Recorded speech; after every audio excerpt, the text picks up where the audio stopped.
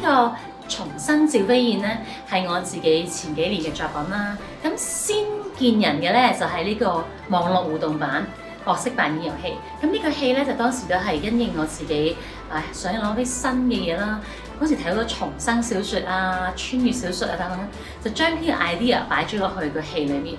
咁但係咧，我哋而家呢一個版本咧，舞台版咧比較完整啦。趙飛燕喺前世係一個妖后啦嚇，同個妹趙合德淫亂宮闈，但係佢後來發現原來皇帝對佢好好噶，所以咧佢第二世嘅時候決定重新嚟過。佢決定咧就唔好俾妹妹入宮，決定唔再同自己喜歡嘅定陶王一齊，亦專心專意去幫個皇帝變成一個勵精圖治嘅好皇帝。咁可惜啦，就造物弄人。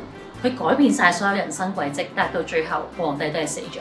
相對係一啲比較新啲嘅戲啦，咁但係我哋承傳咗我哋凌霄嘅風格就係要守正創新。喺舊嘅方面，我哋一啲以往咧都有啲比較傳統嘅唱段啦，咁我哋有一啲中版啊、慢版啊都係比較傳統嘅。但係傳統得嚟咧，我哋又有一啲新嘅思維加落去，例如有一場趙飛燕勸諫君王，咁我哋咧就套用咗京劇入邊嘅一段三眼嘅二王，我哋擺落一種融合。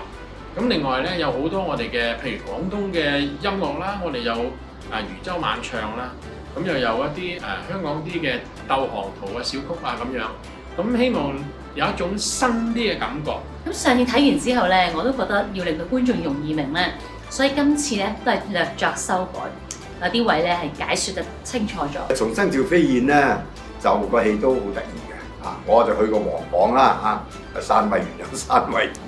咁啊，其實咧呢個戲係非常非常之錯綜複雜，你睇得明就得。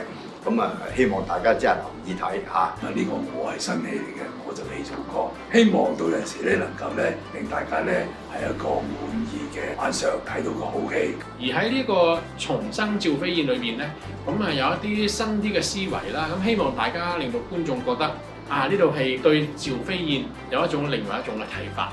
至於係點嘅咧？最後大家入場睇下啦。